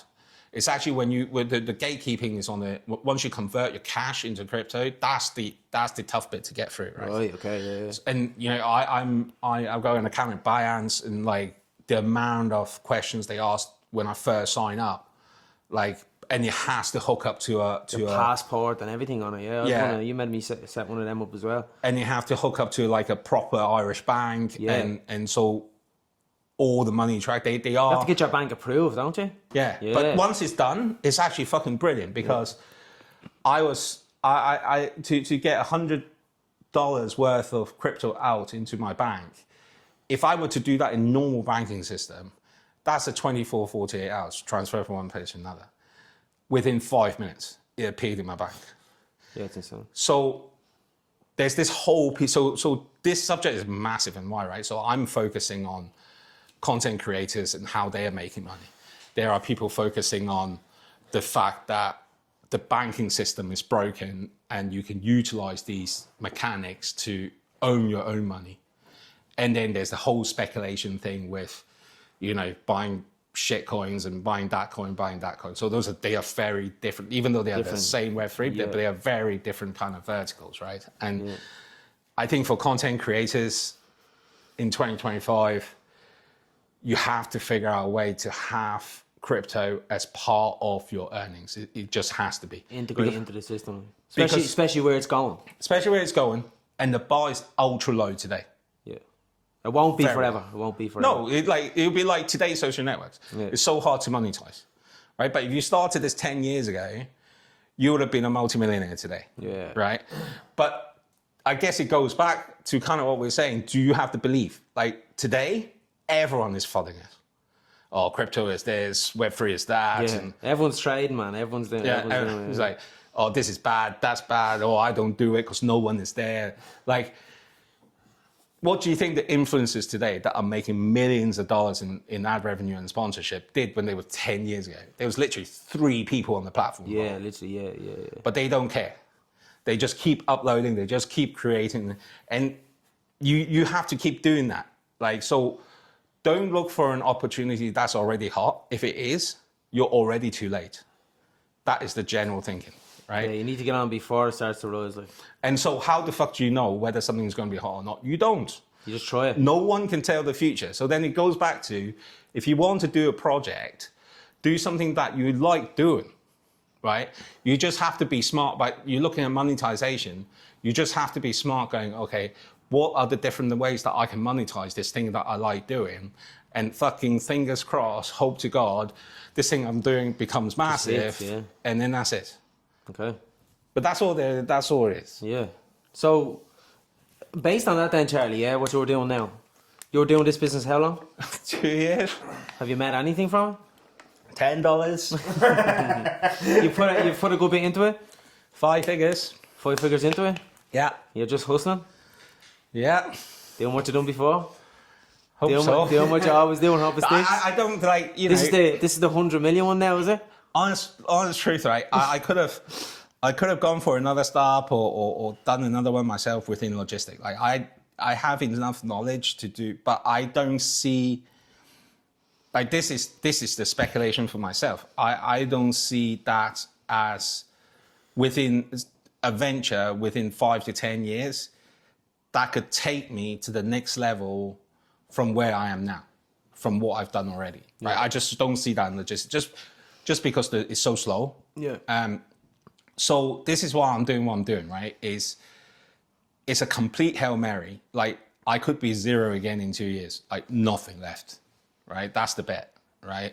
And that's crazy, man. But the thing is, that's crazy, isn't it? Like, isn't that crazy, man? But if you don't do that, this is the thing. If you don't do it, you don't know. And you have the what ifs then in 4 or 5 years time, like if I'd done that, just look where I could be now. Yeah, and that's one thing, right? But I think the other thing is, and this is the hardest bit mentally, and I'm only doing this now because I've done what I've done before, and I know what the possibility could be because I've experienced it. So if you haven't experienced it, it's a very hard barrier to get over. Yeah, I get what you're saying. Like you've been there, done that. Hard. You've been there, done that, so you can kind of say to yourself, "Okay, right, we'll just keep pushing because it might just be. You've seen it before, and if it is okay, this is what happens. But it's very important that people know that they have to actually do it the first time to get there. Yeah.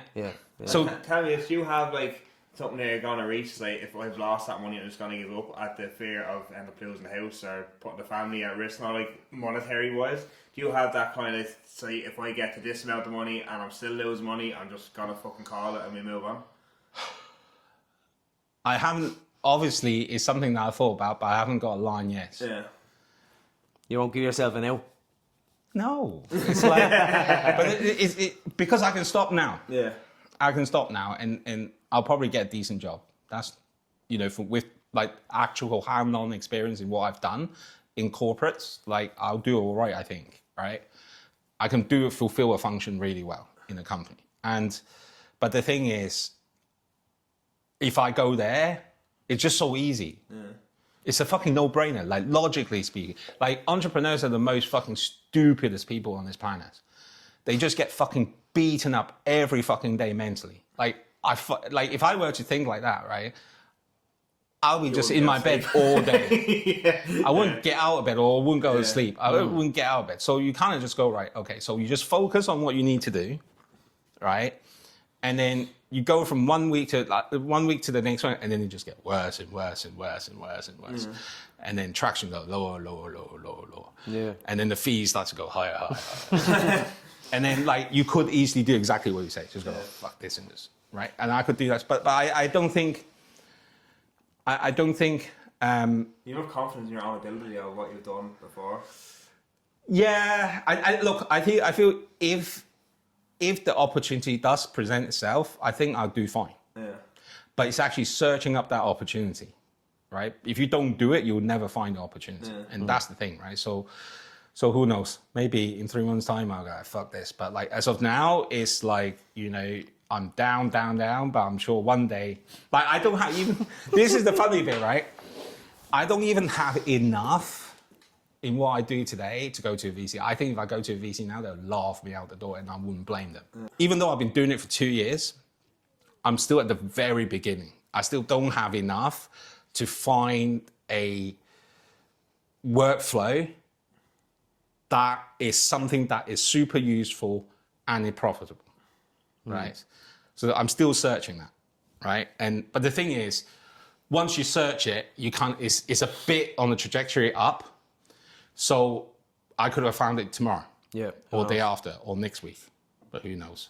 You're just waiting for that opportunity, man. Well, I'll be work in the meantime. Work like a dog and look after your health in the meantime. Yeah, Get into the gym. So something that myself and Dan done last week, and we're gonna do with all the guests we have in. We're gonna do Q&A, and it's gonna be kind of something related to them, but then again, it's kind of generalised Q&A. So Charlie, the first one we have if you have two tablets, one blue tablet, one red tablet, the blue tablet you go back 10 years knowing what you know now. The red tablet you go forward 10 years not knowing what the future has in store for you. Red, man. Yeah. Nice. Red. What reason?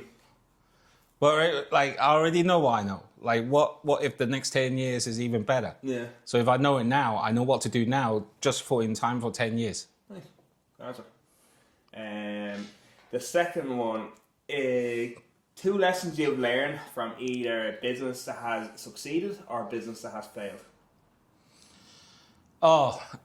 Fail. 2 lessons, Charlie boy. 2 lessons. Well, first lesson is that ignore the area that you play in isn't buzzing. That's one lesson, right? Break that down a bit. So imagine what I do today. Relatively speaking, there really is only like 3 people in the community in what I do. Like no one in their right mind will do what I do today. But the thing is, what I do know is that you need time to build up to the opportunity. And you need to build it when there's no one there. I guess the other one was more from the success that I had with containers. I actually learned about myself way more, about who I am. I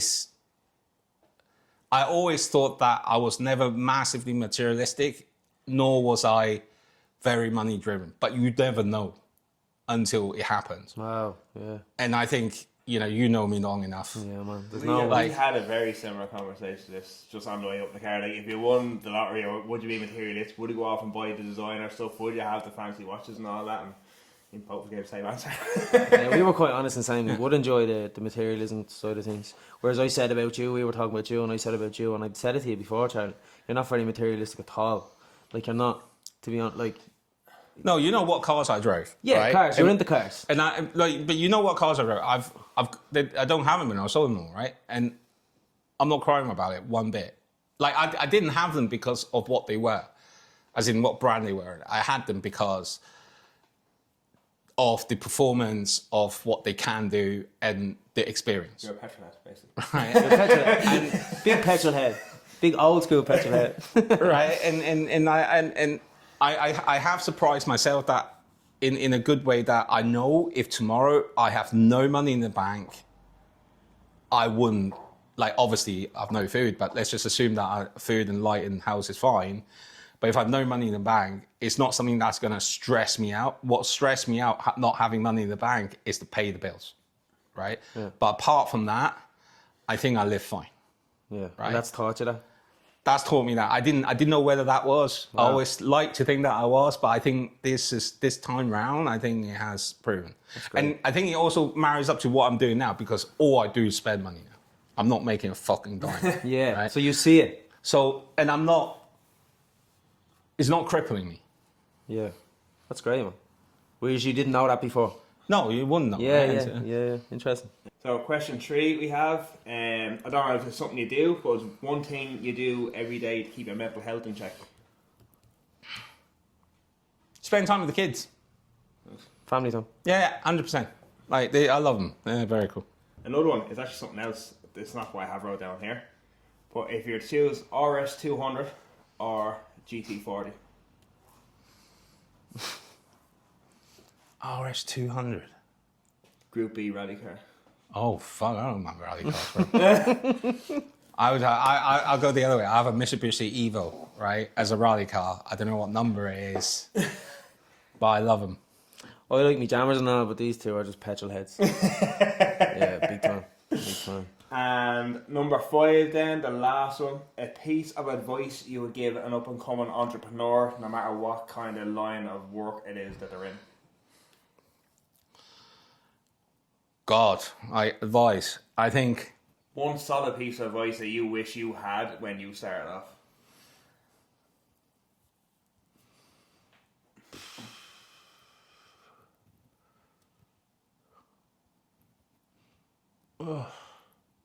Okay, probably a bit.